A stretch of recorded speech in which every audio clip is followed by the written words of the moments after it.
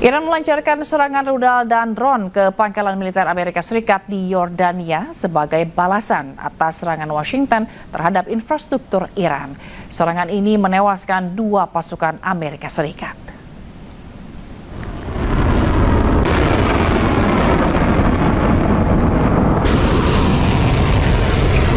Korps Garda Revolusi Islam Iran atau IRGC merilis rekaman yang memperlihatkan peluncuran sejumlah rudal dan drone ke arah yang diklaim sebagai pangkalan militer Amerika Serikat di Azraq, Yordania. IRGC menyatakan serangan itu merupakan balasan atas serangan militer Amerika terhadap infrastruktur sipil Iran. Menurut mereka, operasi yang dilakukan saat Fajar tersebut menjadi gelombang ke-20 dalam operasi Nasr 2. Sasaran serangan diklaim meliputi area parkir pesawat berukuran besar di pangkalan militer Azraq. Serangan ini juga menewaskan 2 pasukan Amerika Serikat yang berada di lokasi.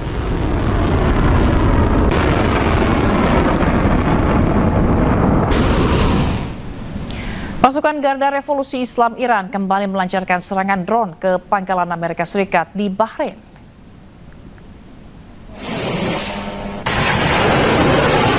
Pasukan Garda Revolusi Islam Iran mengklaim telah menghancurkan pusat kecerdasan AI utama dan depot drone milik Amerika Serikat.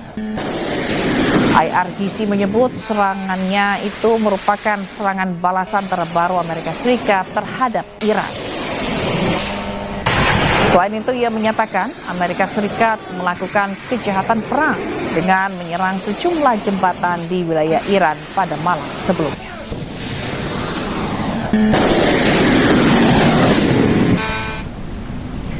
Tidak aktifnya sistem pertahanan udara di Irak, rentetan senjata dan ledakan terdengar di berbagai titik kota Erbil, Irak.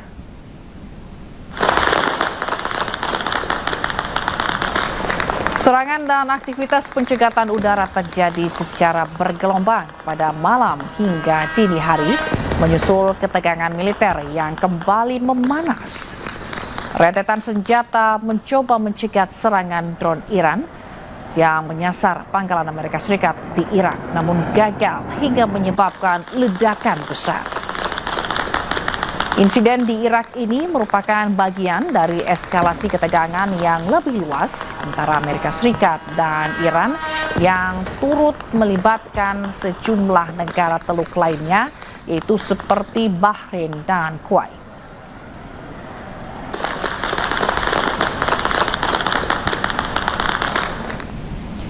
Pemirsa, pasukan Zionis Israel kembali melancarkan serangan udara di lingkungan Al-Dir di Lebanon Selatan. Israel akan terus beroperasi di Lebanon untuk menghilangkan ancaman apapun terhadap tentaranya dan warga sipil Israel.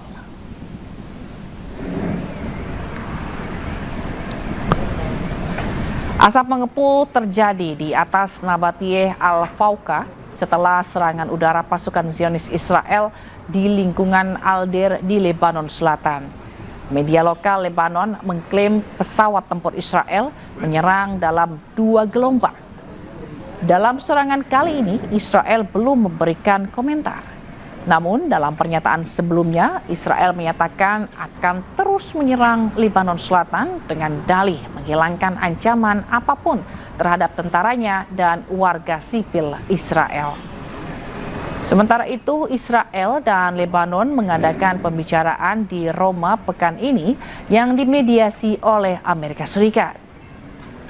Pertemuan yang dimediasi Amerika Serikat ditandatangani oleh Lebanon dan Israel pada 26 Juni, namun Hizbullah menolaknya dan terus melakukan serangan lintas batas dengan IDF.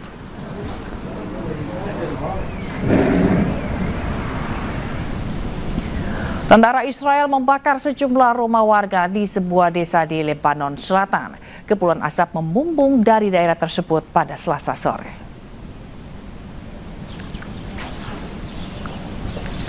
Asap tebal membumbung dari sebuah permukiman warga di Lebanon Selatan. Asap tersebut berasal dari sejumlah rumah warga yang dibakar tentara Israel di distrik Nabatiyeh.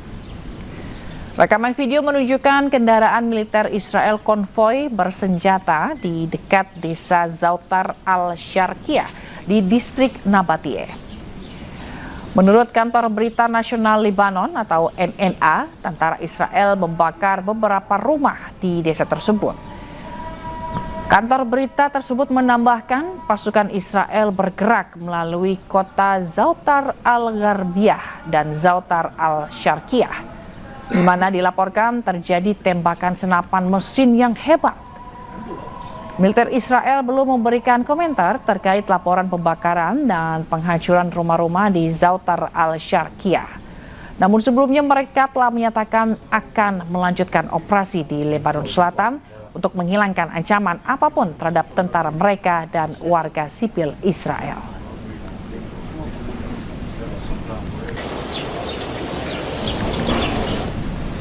Serangan Israel menargetkan iring-iringan jenazah di kamp pengungsi Nusairat, Gaza Tengah. Sedikitnya 8 warga Palestina tewas dan 20 orang lainnya terluka.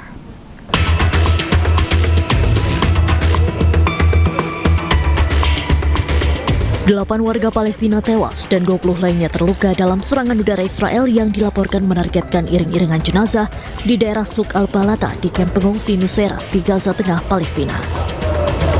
Rekaman menunjukkan keluarga-keluarga yang berduka berkumpul di sekitar jenazah orang-orang terkasih mereka yang terkena serangan udara Zionis Israel pada hari Jumat. Kerumunan orang juga nampak berkumpul di luar rumah sakit Al-Auda membawa jenazah dalam prosesi pemakaman.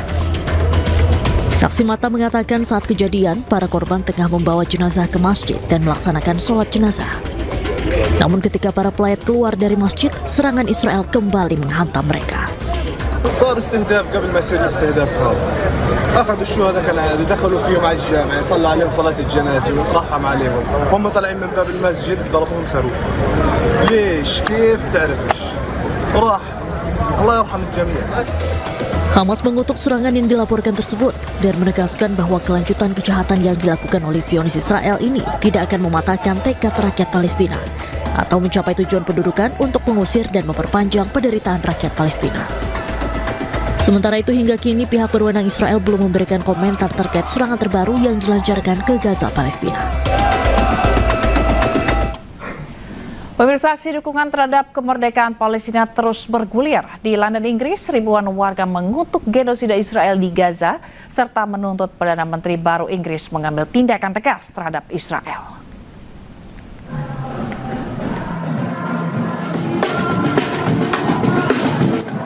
Para demonstran pro-Palestina membanjiri jalan London Sabtu siang. Para pengunjuk rasa meneriakkan slogan-slogan anti-Zionis sambil berbaris membawa bendera Palestina, Lebanon, dan Iran. Massa menuntut agar Perdana Menteri terpilih Inggris, Andy Burnham, mengambil tindakan yang lebih tegas terhadap Zionis Israel. Words and platitudes aren't enough. We need positive action, we need determined action, and we need to see real sanctions on Israeli arms companies. We need to see an end to cooperation with our military, with their military. We need to see an end to any spy flights. We need freedom for the Palestinian people.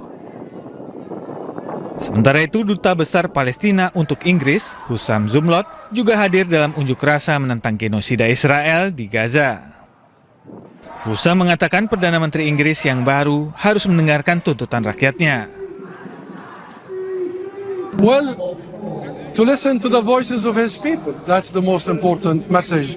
This has become the largest, the longest solidarity movement, anti-genocide, anti-occupation, anti-oppression in the history of this country. The British people have spoken, and Andy Burnham is known to be a man of the people, and this is the voice of the people, and this is the verdict of the people. Just outside the office he will occupy tomorrow. Aksi unjuk rasa ini terjadi beberapa hari setelah Andy Burnham dikukuhkan sebagai pemimpin Partai Buruh dan akan menggantikan Starmer sebagai Perdana Menteri. Pemerintah Starmer diketahui mendukung Israel dan menolak seruan untuk sanksi besar-besaran terhadap pemerintah Zionis. But these were